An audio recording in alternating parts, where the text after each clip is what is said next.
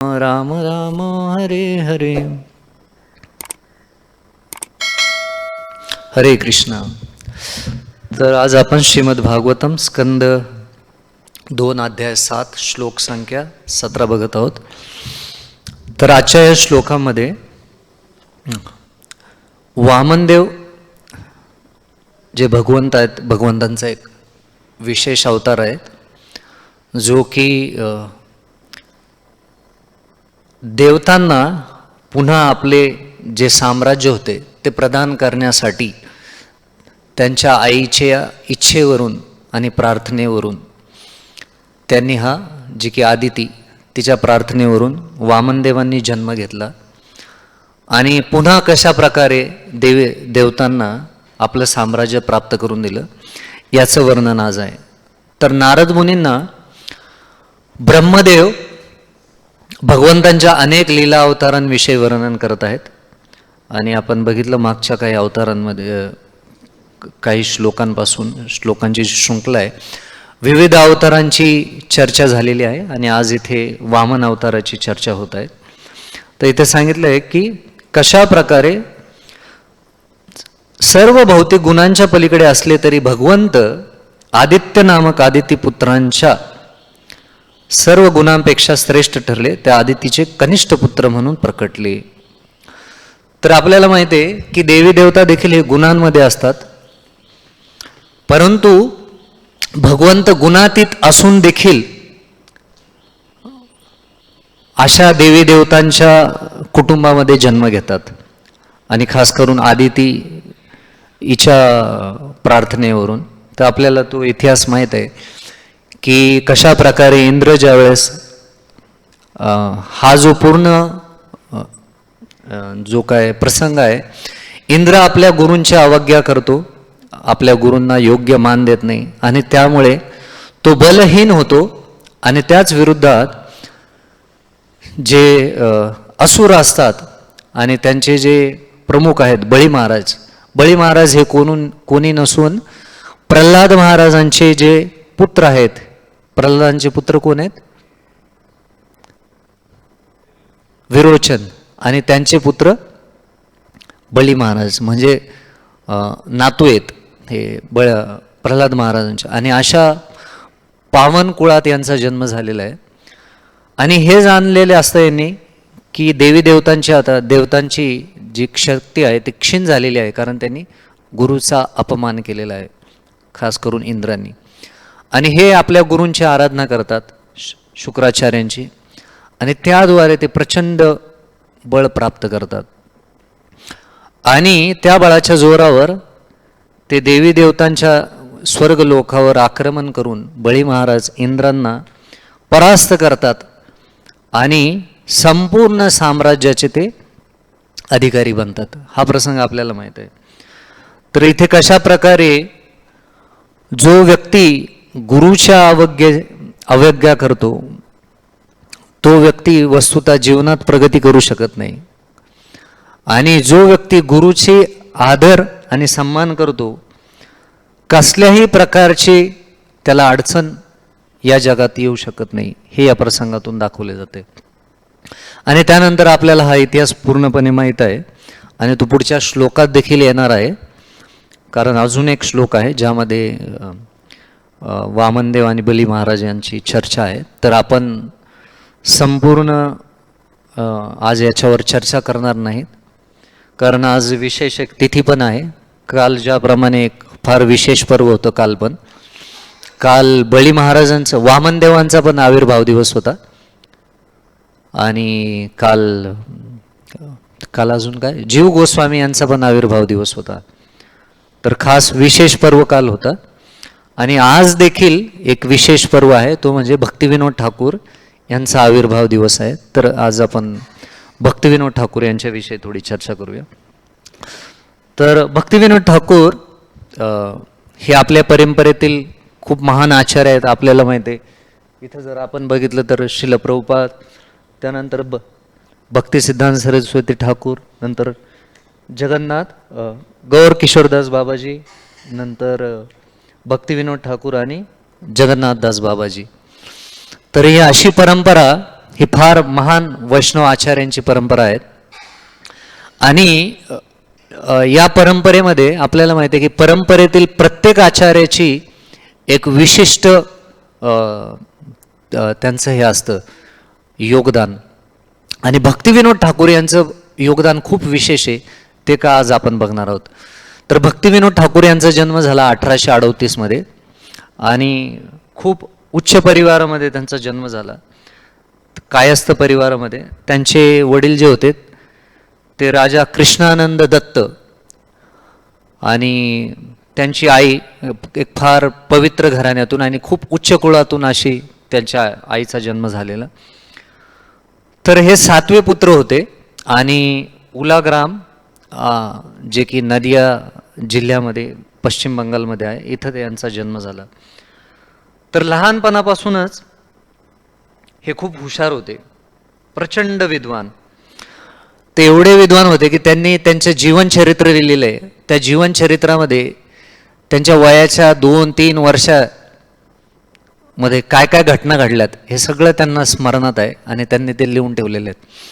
तर ते एवढे विद्वान होते की लहानपणापासूनच कविता करायचे.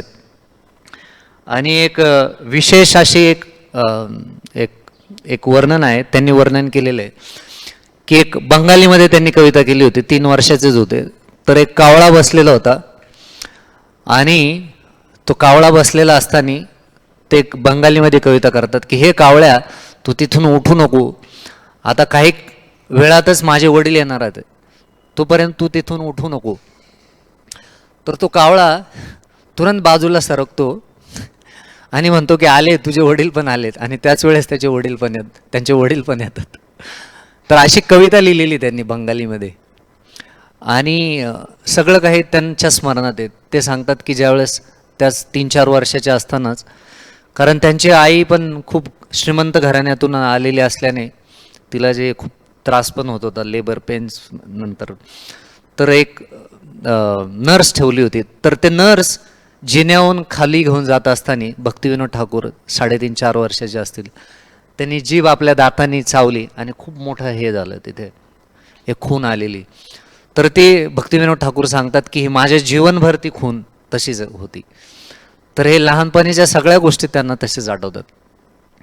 आणि त्यांचं वर्णन येतं की ते इतके विद्वान होते की म्हणजे साधारण बालकाप्रमाणे नव्हते. त्यांची बुद्धिमत्ता एवढी जबरदस्त होती की ते काही एकदा ऐकलं वाचलं की ते त्यांच्या पूर्णपणे ध्यानात असायचं. तो हिंदी में चाहिए, ठीक है, तो हिंदी में बोलेंगे. तो बहुत बुद्धिमान थे बचपन से ही. तो इनका जब कुछ ही समय बाद 7 साल की उम्र में इनके बड़े भाई और छोटे भाई दोनों मर गए. और उसके बाद इनके गांव में जो है कॉलेरा आया और काफ़ी सारे लोग मर गए. कुछ ही लोग बचे थे, उनमें इनकी माँ और बहन बची थी. और फिर उस वक्त वो अपने जीवन के बारे में सोचने लगे कि जीवन का असली मकसद क्या है. और उन्होंने एक बहुत अच्छी कविता भी लिखी है, द डेजर्टेड आइलैंड करके, एक अंग्रेज़ी में वो कविता लिखी कि कैसे उस वक्त स्थिति हुई उस जगह की. तो भक्तिविनोद ठाकुर बहुत होशियार थे. और फिर बाद में वो उनके जो मामा है वो कलकत्ता में लेके गए जहाँ पे उनकी पढ़ाई हुई. और उनके मामा उनके एक न्यूज़पेपर या किसी इसमें उनको एडिटिंग वगैरह उसके लिए बुलाते थे. तो ये उसमें बहुत निपुण हो गए. और काफ़ी सारी लाइब्रेरीज थे, तो लाइब्रेरी में जाके पढ़ते थे कई सारी किताबें, और पढ़ते थे तो पूरा उनके दिमाग में वो रहता था ऐसा छपा हुआ. तो बाद में भक्तिविनोद ठाकुर लिखते हैं कि मैंने इतना सारा संचय किया ज्ञान का गधे जैसा, वो अपनी नम्रता में बोलते भौतिक ज्ञान का, कि मैं गधा बन गया था, इतना ज्ञान अर्जन किया था. और वो जब कलकत्ता में स्कूल में जाते थे तो उनके फ्रेंच के एक टीचर थे, उनके बहुत प्रिय शिष्य थे, क्योंकि हर कोई अंग्रेज़ी में इतनी अच्छी इनकी अंग्रेज़ी थी कि उस वक्त के अंग्रेज भी हैरान हो जाते थे। तो और कई सारे उन्होंने 7 या 12 साल की उम्र में उन्होंने एक 12 सीरीज में एक अंग्रेजी में एक किताब लिखे थे। वो केवल पोरस राजा, Porus, king Porus and Alexander, उनकी मुलाकात के ऊपर वो 12 पुस्तकें लिखी थी। और बाद में 25 ऐसे सीरीज लिखी थी, 25 पुस्तकों की, विक्रम बेताल की स्टोरीज के ऊपर। तो इतना बुद्धिमता थी। लेकिन एक जो ब्रिटिश लॉर्ड थे, उन्होंने बोला अरे तुम ये क्या लिख रहे हो, इतना लिख के क्या फायदा है। तो उस वक्त वो सोच रहे थे हाँ मैं लिख के क्या फायदा है। तो उसी वक्त, और ऑफ कोर्स उसके पहले उन्होंने क्रिश्चियनिटी, बाइबल, सबका बहुत गहराई सा अभ्यास किया था। तब तक उन्होंने सनातन धर्म के बारे में पढ़ा नहीं था, क्योंकि इनका जन्म हुआ था 1838 और बाद में पले बड़े हुए। तो जो इंडोलॉजिस्ट, मतलब जो बाहर के जो ब्रिटिशर्स लोग हैं, इन्होंने आके भारतीय संस्कृति और भारतीय ग्रंथों को पढ़ के इन्होंने अपने ग्रंथों के बारे में, अपने संस्कृति के बारे में बहुत सारी भ्रांत धारणाएं फैलाई थी। कि ये बोलते थे कि आपके इसमें कैसे भगवान है, कुछ भी, खासकर कृष्ण के बारे में, ये तो ऐसे भगवान है, ऐसे लंपट है, कैसे वो स्त्रियों के साथ नाचते, कुछ ये करते हैं, और कई कई सारे कैसे देवी देवता है। तो भक्ति विनोद ठाकुर और खासकर जो बुद्धिमान, जो हमारे देश के जो लोग थे, वो उन ब्रिटिशों की बातों पर यकीन रखते थे और हमारी जो संस्कृति थी, शास्त्र थे, उन पे बिल्कुल विश्वास नहीं था। वैसे भक्ति विनोद ठाकुर का था। तो भक्ति Vinod Thakur Christian, old testament, new testament, इसमें वो पूरे पारंगत थे, और इस्लाम की इसमें भी, वो कुरान, उसमें भी बहुत पारंगत थे। लेकिन श्रीमद् भागवत, भगवत गीता उन्होंने कभी पढ़ी नहीं। तो बाद में उन्होंने सोचा कि मैंने श्रीमद् भागवतम पढ़ना चाहिए। तो भागवत पढ़ते, और भागवत पढ़ने के बाद उनको कृष्ण के बारे में, मतलब बहुत सारा उनका ज्ञान ये होता है कि बहुत अच्छा लगता है। और फिर कई सालों के बाद वो उनके बाद में जाके जो, जब वो कलेक्टर थे, हम देखेंगे, उनके एक ऑफिसर थे बड़े, उनसे उन्होंने सुना रहता है श्री चैतन्य चरितामृत और चैतन्य महाप्रभु के बारे में। तो चैतन्य महाप्रभु के बारे में जब वो पढ़ते और चैतन्य चरितामृत में जब वो सिद्धांत पढ़ते, तब वो सोचते ये चैतन्य महाप्रभु इतने बड़े व्यक्ति है, लेकिन ये कृष्ण की पूजा क्यों करते। तो क्योंकि उन्होंने कृष्ण के बारे में वो पढ़ा रहता है पहले। तो फिर लेकिन जैसे जैसे वो पढ़ते तो उनको पता चलता है कि नहीं, कृष्ण कैसे भगवान है और चैतन्य महाप्रभु कैसे कृष्ण के अवतार है, और इन्होंने जो बताया है ये सही है। तो एक बार नहीं, 2 बार पढ़ते हैं वो, और हमेशा उसके बारे में सोचते और जिक्र करते। हालांकि उनको पढ़ने के लिए श्री चैतन्य चरितामृत उस वक्त अवेलेबल नहीं थी, तो 9 साल उन्होंने खोज की, उसके बाद उनको श्री चैतन्य चरितामृत की कॉपी प्राप्त हुई। तो हम सोच सकते। और श्रीमद् भागवत उन्होंने पढ़ा था। तो ऐसे उनके जीवन में काफ़ी सारा परिवर्तन है। तो अभी हम संक्षिप्त में उनके जीवन के बारे में कैसे कैसे क्या क्या हुआ, वो हम उनका योगदान देखेंगे। तो श्री चैतन्य महाप्रभु, उनका जन्म हुआ, आविर्भाव हुआ 1486 में। तो लगभग 350 साल पूर्व श्री चैतन्य महाप्रभु अवतरित हुए थे।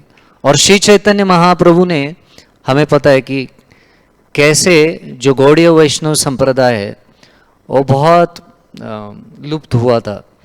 कई सारे लोग किसी भी प्रकार से कुछ भी करते, कुत्ता बिल्ली उनका शादी लगाते थे, उसको ये आध्यात्मिक समझते थे, और आध्यात्म के नाम पे कई सारे गलत क्रियाकलाप करते थे। तो श्री चैतन्य महाप्रभु आके उन्होंने फिर से गौड़ीय वैष्णव को, संप्रदाय को ये किया, उजागर किया, और उसके बाद फिर गोस्वामियों ने उसको जारी रखा। फिर श्यामानंद पंडित, नरोत्तम दास ठाकुर, कई सारे आचार्यों ने महाप्रभु के जाने के बाद भी लगभग 100-150 साल तक वो चला। लेकिन 200 साल होने के बाद, महाप्रभु जाने के बाद, 1700 के बाद, फिर से कई सारे सहजीय लोग आ गए कि वो राधा कृष्ण की भक्ति सहजता से लेते थे, और रास लीला इतना जो महान विषय उसको बहुत तुच्छ करके और कई सारे गलत क्रियाएं करते थे। कई सारे अपसंप्रदाय आए भक्ति विनोद ठाकुर के वक्त, साकी बेकी, गौर नागरी, और कई सारे मंत्रों का जाप अलग अलग, और सखी वेश में कोई कोई सब नियमों का उल्लंघन करके, कोई खुद के वही चैतन्य महाप्रभु बना लेता था। तो ऐसे कई सारे अपसंप्रदाय आ गए। तो उस वक्त भक्ति विनोद ठाकुर ने कैसे उसको गौड़ीय वैष्णव संप्रदाय को जागृत किया कि उन्होंने श्री चैतन्य महाप्रभु के चैतन्य चरितामृत पढ़ के और कई सारे जो अपसंप्रदाय फैला रहे थे उनका खंडन किया। पहले तो उनको उस संप्रदाय से बाहर निकाल लिया, और खुद एक बहुत पढ़े लिखे होने की वजह से कई सारे विद्वान लोगों को उन्होंने आकर्षित किया, और वो प्रचार करते थे इसके बारे में। तो कई सारे विद्वान लोग उनके प्रवचनों में आते थे। तो ये बहुत बड़ा कार्य उन्होंने किया कि गौड़ीय वैष्णव संप्रदाय को उन्होंने फिर से स्थापित किया। और इसमें कई सारे उदाहरण आते। तो हम देखेंगे कि एक जो जगह है उसका नाम है चंपारण्य। तो ये जब तो भक्ति विनोद ठाकुर के जीवन में कई सारे चढ़ाव उतार आए।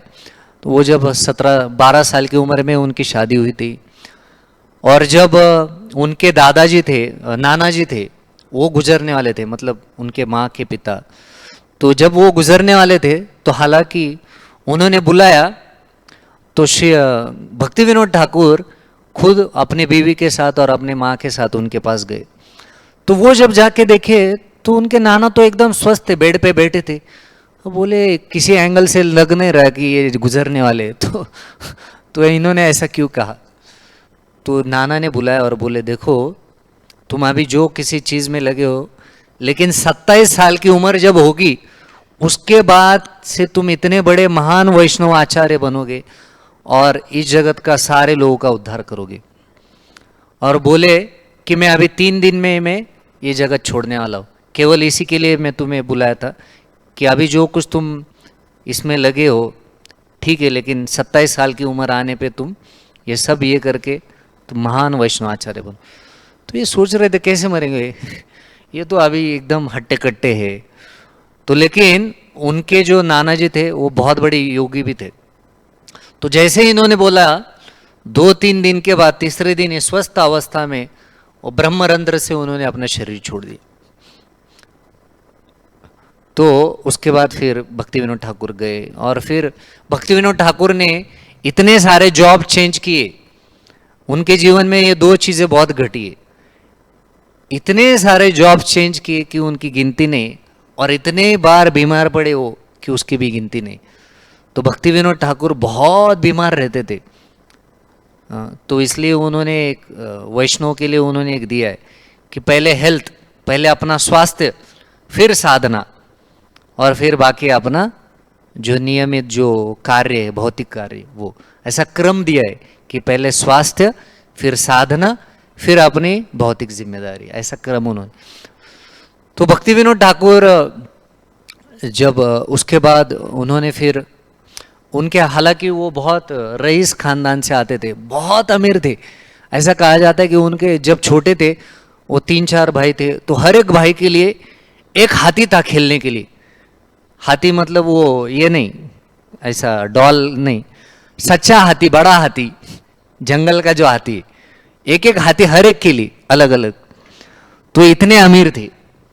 लेकिन जब उनके पिता की मृत्यु होती है उसके बाद वो सब उनका ज़मीन वगैरह हड़प लिया जाता है, और वो गरीबी की स्थिति में आते हैं। और फिर उनके जो मामा है वो उनकी पढ़ाई करते हैं, और फिर बाद में वो स्कूल टीचर बनते हैं। पहले स्कूल टीचर बनते हैं तो बहुत 15 रुपये उनका कुछ तनख्वाह रहता है, तो उसमें फैमिली चलाना भी बहुत मुश्किल रहता है। लेकिन बाद में फिर अगर एक दूसरा जॉब चेंज करते हो उसमें 150 रुपये कुछ मिलते हैं। और फिर बाद में एक व्यक्ति उनको शुगर फैक्ट्री में वो देखते, तो शुगर फैक्ट्री में वो वो रखते बड़े पोस्ट पे। तो वहाँ पे एक जन आके पैसा देता है और उसमें बहुत एक्स्ट्रा पैसा आता है। तो वो सोचते हैं किसने दिया, तो वो जो लास्ट कस्टमर रहता है ना, वो कुछ एक्स्ट्रा पैसा देके गया रहता है। तो ये भक्ति विनोद ठाकुर खोजते खोजते उसके पास जाते हैं, बोले ये तुमने एक्स्ट्रा पैसा दिया, ये ले लो तुम्हारा। तो वो सोचता है अरे तुम ये क्या, तुम व्यापारी नहीं बन सकते, तुमने टीचर ही बनना चाहिए। फिर से वो जॉब छोड़ देते, फिर से टीचर बन जाते। तो ऐसे कई सारे जॉब चेंज करते और बाद में वो डिप्टी मैजिस्ट्रेट बन जाते ब्रिटिश गवर्नमेंट में। और डिप्टी मैजिस्ट्रेट के बाद वो फिर मैजिस्ट्रेट बनते। तो ब्रिटिश गवर्नमेंट में मैजिस्ट्रेट बनना मतलब बहुत बड़ी चीज़ होती थी। तो ये जो है कहा जाता है कि बंगाल में कुल 3 मैजिस्ट्रेट थे और 2 ब्रिटिशर्स थे और एक ही भक्ति विनोद ठाकुर ऐसे थे जो इंडियन थे। और ये ऐसे इंडियन मतलब इतने प्रभावशाली थे कि कहा जाता है कि जो ये बाकी मैजिस्ट्रेट दिन में 5 केसेस सॉल्व करते थे, तो भक्ति विनोद ठाकुर दिन में 50 केसेस सॉल्व करते थे। और इनकी विद्वत्ता ऐसी थी, इनकी शुद्धता ऐसी थी कि 5 मिनट लगाते थे केस सॉल्व करने के लिए। व्यक्ति को देख के पता चलता था कि क्या है। 5 मिनट केस सॉल्व करने के लिए और 2 मिनट स्टेटमेंट लिखने के लिए, तो 7 मिनट में वो बाहर, और भारत में वो भी, आप समझ सकते हैं। तो ऐसे इतना उनका प्रभाव था, ब्रिटिश सरकार भी सोच रही थी। तो एक जो उनमें ब्रिटिश मैजिस्ट्रेट थे, वो जब भारत छोड़ के इंग्लैंड जाने वाले थे, तो वो भक्ति विनोद ठाकुर के पास आए। विलियम नेल्सन ऐसा कुछ नाम था उनका। तो वो आके भक्ति विनोद ठाकुर के पास आके माफ़ी मांगे, बोले मुझे माफ़ कर दो। भक्ति विनोद ठाकुर बोले क्या हुआ? बोले आपकी विद्वत्ता देख के मैंने कोशिश की कि कैसे आपको इस पोस्ट से मैं निकाल पाऊँ, लेकिन मैं निकाल नहीं पाया, लेकिन मुझे माफ़ कर दो। तो भक्ति विनोद ठाकुर लिखते अपने ऑटोबायोग्राफी में कि मैं सोच नहीं सकता था कि ये इन्होंने ऐसी कोशिश की। तो ये बहुत ये थे, इनकी विद्वत्ता इतनी ये थी। तो खासकर भक्तों के लिए ये एक गृहस्थ होके कैसे अपने जीवन का भक्तिमय आचरण किया, इन्होंने ये हम देखेंगे अभी। तो पहले तो ये भौतिक रीति से बहुत ही बुद्धिमान थे और हम में से कोई ऐसे पोस्ट पे नहीं इतना बिजी होगा, इतने बिजी थे और इतना बहुत महत्वपूर्ण जिम्मेदारी वो निभाते थे। तो वो जिम्मेदारी निभाते हुए इन्होंने कैसे कई सारे जो क्या बोलते, जो हमारा जो संप्रदाय है उसको ये कर रहे थे, उनका कैसे उन्होंने खंडन करके उनको वो संप्रदाय से निकाल के संप्रदाय की जो प्रतिष्ठा है फिर से पुनर्स्थापित की। तो एक जो है, एक था एक ब्रह्म राक्षस के रूप में एक व्यक्ति, वो एक पेड़ के उधर रहता था, वो चंपारण्य जगह पे स्थित था। तो ये उनकी ड्यूटी उस जगह पे थी। तो कई सारे गुंडे उस वहाँ पे लूटते थे और जब सभा भरती थी तो उन लोगों को वो लोग बोलते थे कि ये लोग ने चोरी की। लेकिन ये ब्रह्म राक्षस क्या करता था, इन सब की मति परिवर्तित कर देता था और ये बोल ही नहीं पाते थे उस व्यक्ति, वो गुंडों के खिलाफ। तो ये ऐसा हो रहा था। फिर कई गांव वालों ने ऐसे शिकायत लेके भक्ति विनोद ठाकुर के पास गए। तो भक्ति विनोद ठाकुर ने, ऐसा बोला जाता है, 2 जगह पे आया कि वो खुद जाते श्रीमद् भागवत का पाठ करते, और एक जगह पे आता है कि एक जन को नियुक्त करते, बोलते श्रीमद् भागवत का पाठ करो। तो जैसे 7 दिन श्रीमद् भागवत का पाठ करते, तो 7 दिन श्रीमद् भागवत के पाठ के बाद वो पेड़ गिरता है और ब्रह्म राक्षस मुक्त हो जाता है और फिर वो जो डाकू है उनको पकड़ा जाता है। तो लोगों में फिर आस्था आती है श्रीमद् भागवत के प्रति कि श्रीमद् भागवत कैसे सही में एक महान ग्रंथ है।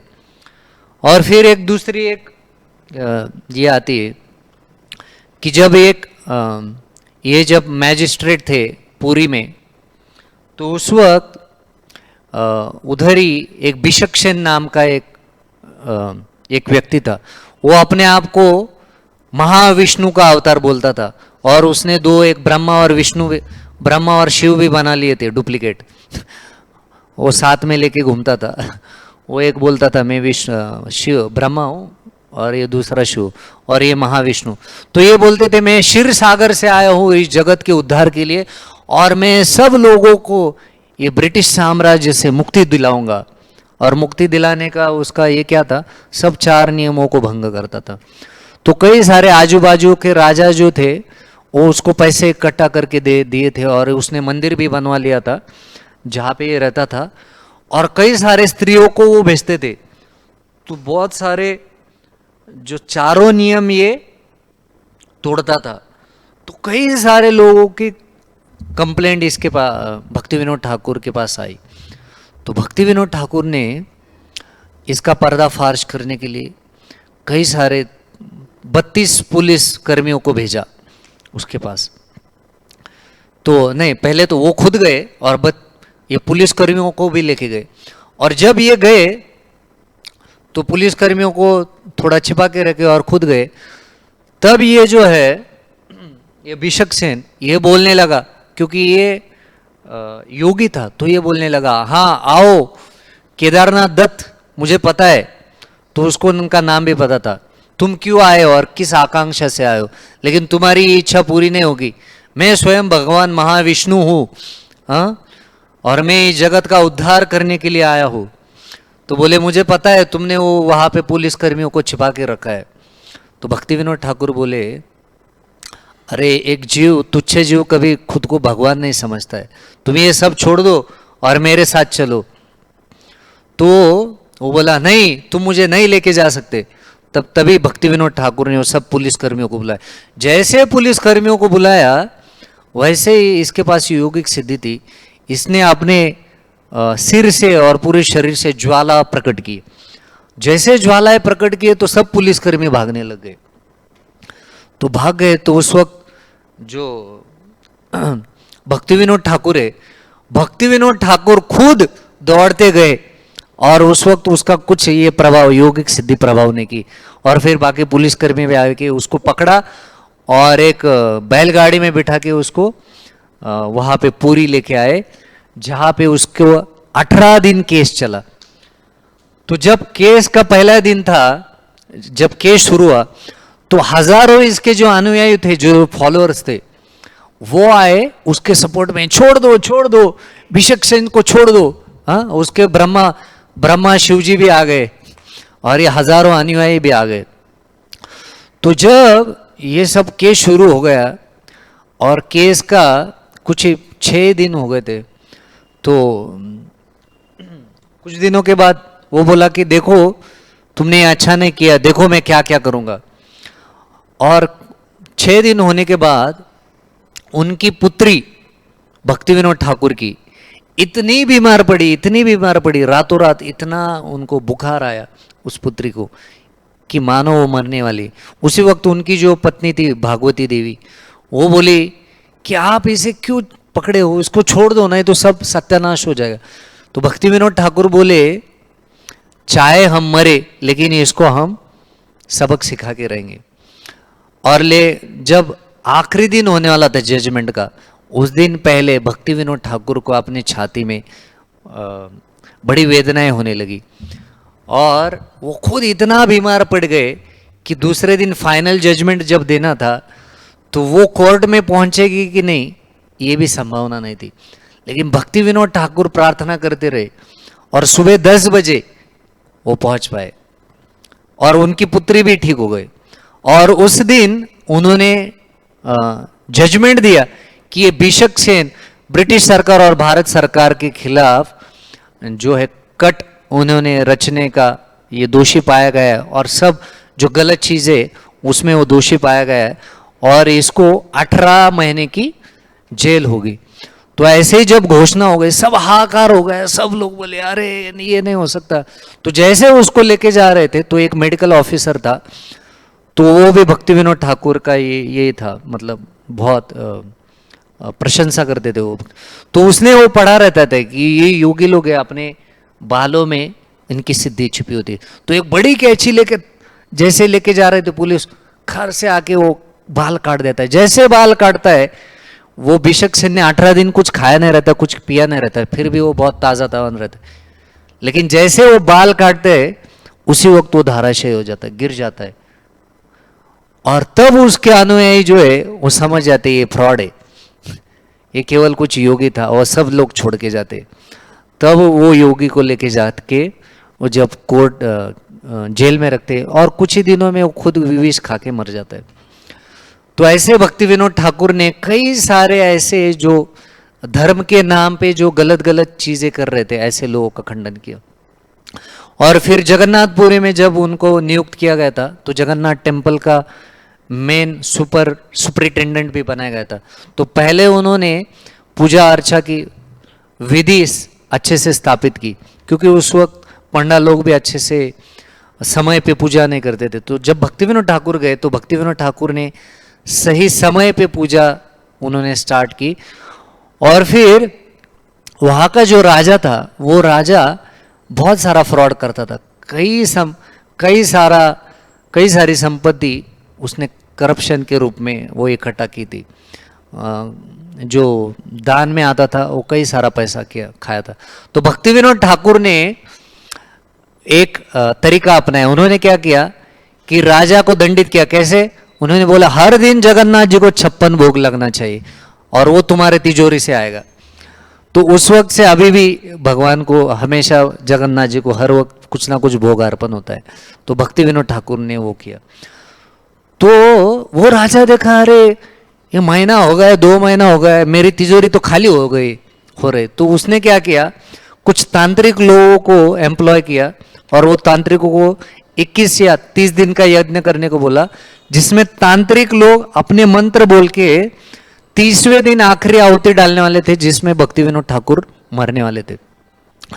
तो उस वक्त जैसे ही इतने 29 दिन आहुतियां दे दी, 30वें दिन जब भक्ति विनोद ठाकुर मरने चाहिए थे आहुति देने के बाद, उसी वक्त राजा का पुत्र मारा जाता है। तब राजा को पता चलता है कि ये जो भक्ति विनोद ठाकुर है, ये कोई साधारण व्यक्ति नहीं, ये कोई भगवान ने भेजे हुए कोई महान भक्त है, कोई आचार्य। तो ऐसे कई सारे उनके जीवन में प्रसंग आते। तो अभी भक्ति विनोद ठाकुर जब मैजिस्ट्रेट थे, और जब उनकी दिनचर्या क्या थी हम देखेंगे। तो भक्ति विनोद ठाकुर रात 8 से 10 बजे सोते थे, 10 बजे उठते थे, 10 से 4 बजे तक वो ग्रंथ लिखते। भक्ति विनोद ठाकुर ने कुल 150 से भी ऊपर ग्रंथ लिखे। उसमें हमें पता है कई सारे गीत भी उन्होंने लिखा है, शरणागति गीतों का पुस्तक, कृष्ण कथामृत, चैतन्य शिक्षामृत, फिर हरिनाम चिंतामणि, कल्याण कल्पतरु, और फिर जैव धर्म, ऐसे कई सारे किताबें लिखी। और तो ये रात 10 से 4 बजे तक लिखते, फिर 4:30 बजे तक रेडी हो जाते थे, 4:30 से 7 बजे तक ये हरिनाम जप लेते थे बिना सोए। ऐसे प्रभु जी कहते शिक्षाष्टकम प्रभु कि बिना सोए 4:30 बजे, क्योंकि जगे हुए 4:30 से 7 जप करते थे। फिर 7 से 7:30 जो लेटर्स आए उनको रिप्लाई करते थे वो। फिर 7:30 से 8:30 वो श्रीमद् भागवत हर दिन नियमित रूप से पढ़ते थे। फिर 8:30 से 9:30 जो लोग मिलने आए उन्हें, उनके साथ वार्तालाप, उनके प्रश्न सुलझाते थे आध्यात्मिक भौतिक। और फिर 9:30 से 9:45 तक वो एक थोड़ा आधा ग्लास से भी कम दूध और 2 चपाती इतना खा के 9:45 को ऑफिस निकल के 10 बजे शार्प ऑफिस में रहते थे।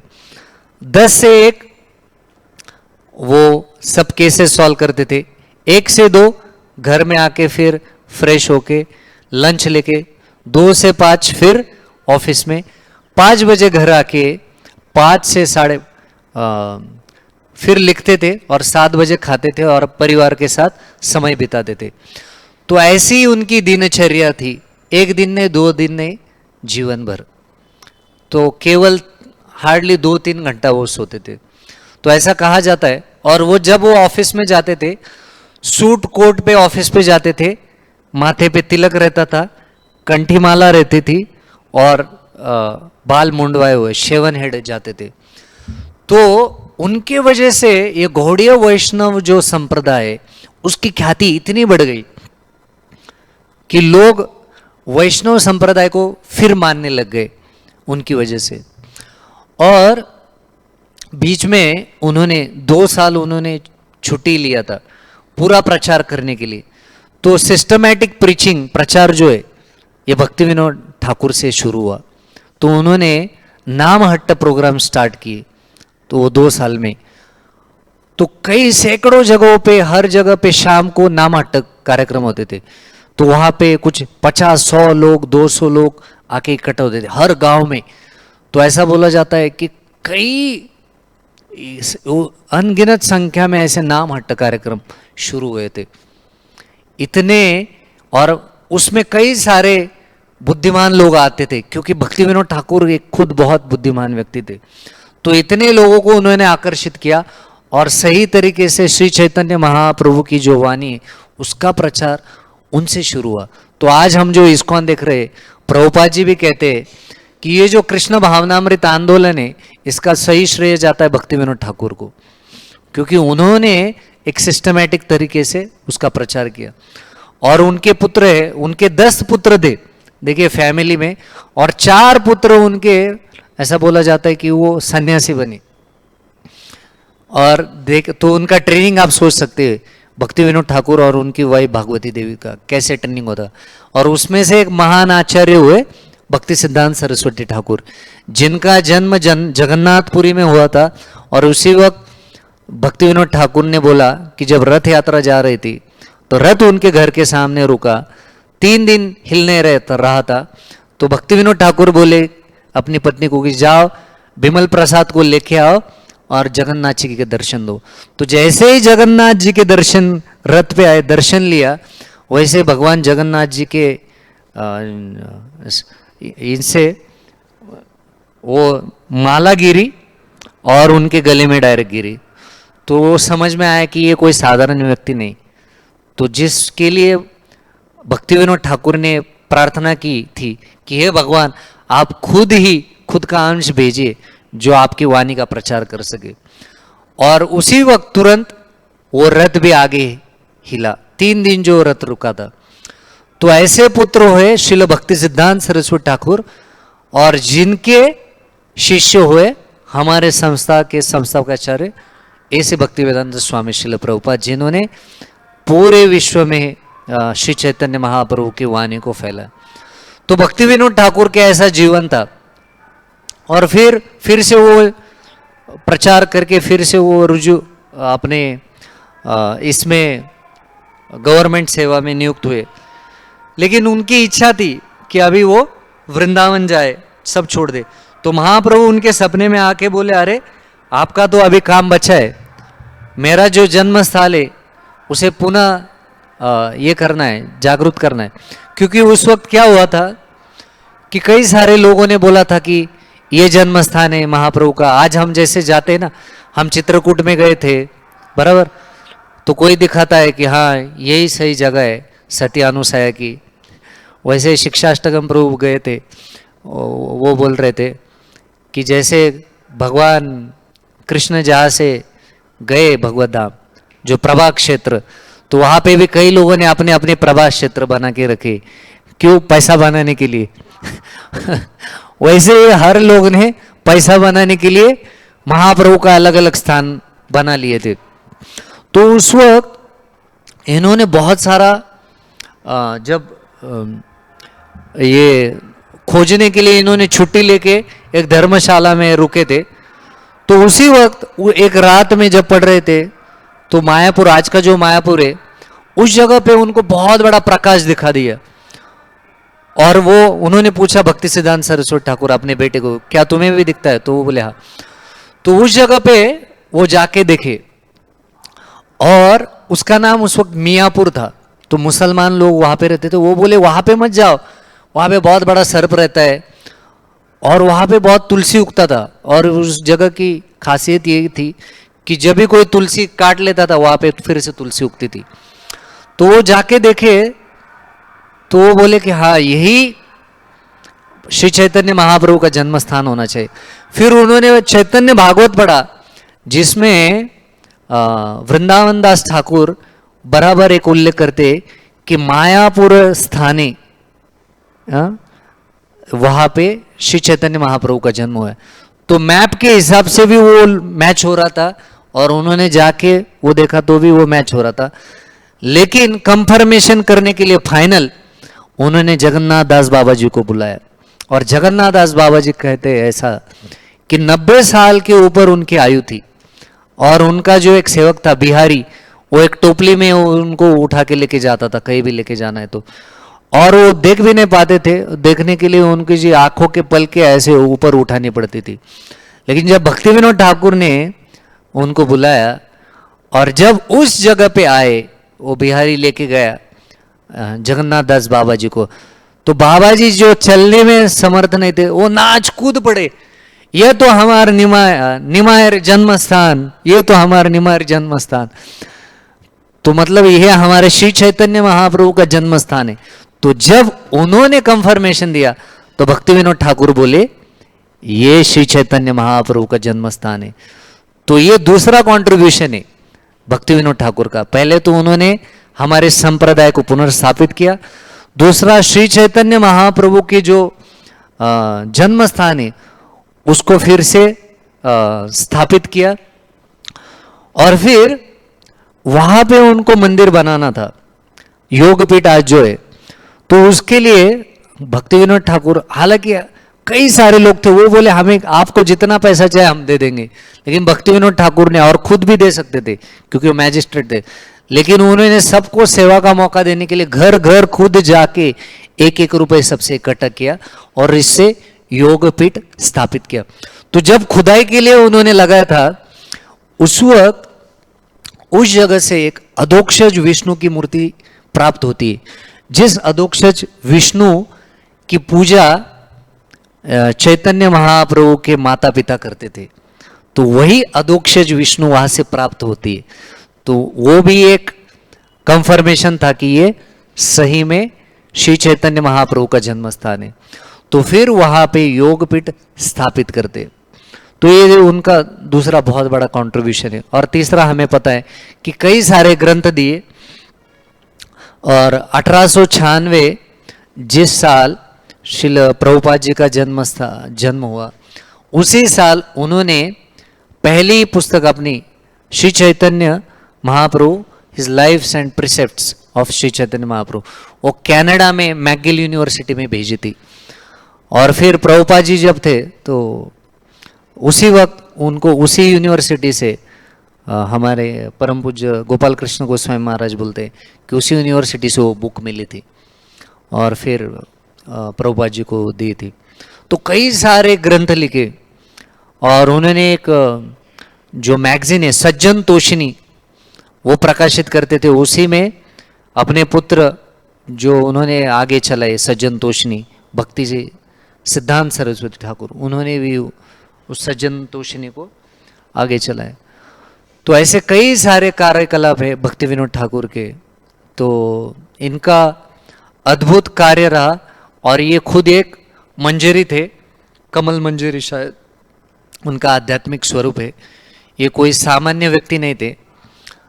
तो और हमारे संप्रदाय में इनका विशेष स्थान है और हम सब कृतज्ञ हैं इनके प्रति, क्योंकि श्री चैतन्य महाप्रभु का आज जो इस्कॉन दिख रहा है तो प्रभुपाद जी को आज्ञा हुई उनके गुरुदेव से, भक्ति सिद्धांत सरस्वती ठाकुर से। और भक्ति सिद्धांत सरस्वती ठाकुर को के पिता है भक्ति विनोद ठाकुर, और भक्ति विनोद ठाकुर ने असली में गौड़ीय वैष्णव संप्रदाय को पुनर्स्थापित किया था। तो खास इनका ये है हमारे संप्रदाय में। तो इसलिए जो कोई भी आचार्य होते परंपरा में, हम केवल अपने गुरुओं से जुड़े नहीं, तो हम अपने गुरु से उनके गुरु इनसे जुड़े, तो पूरे परंपरा से हम जुड़े हुए। तो वास्तविक जो कोई भी भक्त है वो केवल अपने गुरु से नहीं, तो परंपरा में जितने भी आचार्य उनसे जुड़ा हुआ है। और इसलिए इसके नाते हमारा कर्तव्य है, जिम्मेदारी है कि हर एक आचार्य जो है उनके बारे में हमें जानकारी होनी चाहिए, और खासकर ऐसे दिनों पे उनके बारे में श्रवण करना चाहिए, उनके प्रति कृतज्ञता अर्पण करनी चाहिए, क्योंकि हमारे जीवन में उनका, हमारे गुरु और सब संप्रदाय के आचार्यों सबका योगदान है। तो इसलिए आज हम इनको कृतज्ञता व्यक्त करते, धन्यवाद देते, इनका स्मरण करते, खासकर इनके बारे में सुनते और इनके प्रति प्रार्थना अर्पण करते कि आप हमें ऐसे ही, आपने जो श्री चैतन्य महाप्रभु का जो आंदोलन है इसको जो स्थापित किया, पुनर्स्थापित किया, हमें भी शक्ति दे कि हम अपने जीवन में इसका पालन करके इस आंदोलन को आगे लेके चले और आपकी जो कुछ भी है सहायता कर सके इसमें। तो हम भक्ति विनोद ठाकुर का जो प्रणति मंत्र है उसको गा के हम विराम देंगे। तो आप सब मेरे पीछे दोहराए। नमो भक्ति विनोदाय सच्चिदानंद नामिने गौर शक्ति स्वरूपाय रूपानुग वरायते। तो ये भक्ति विनोद ठाकुर का प्रणति मंत्र है। नमो भक्ति विनोदाय, हे भक्ति विनोद ठाकुर आपको नमन है। और ये क्या है? सच्चिदानंद नामिनी, ये कोई हमारे जीव से जैसे साधारण जीव नहीं है, ये सच्चिद आनंद इनका विग्रह है, सच्चिदानंद नामिनी। और गौर शक्ति स्वरूपाय, तो ये गौरांग महाप्रभु के शक्ति के स्वरूप है, तो इसी वजह से ये उनके आंदोलन को पुनर्स्थापित कर पाए। और रूपानुगा वरायते, और श्री रूप गोस्वामी जो है उनके ये अनुयायी है। तो ऐसे भक्ति विनोद ठाकुर को हम नमन करते हैं और उनको, उनके प्रति हम कृतज्ञता व्यक्त करते हैं। श्रील भक्ति विनोद ठाकुर की, श्रील प्रभुपाद की जय, ग्रंथराज श्रीमद् भागवत की जय। निताय गौर प्रेमानंदी। हरे हरि बोल।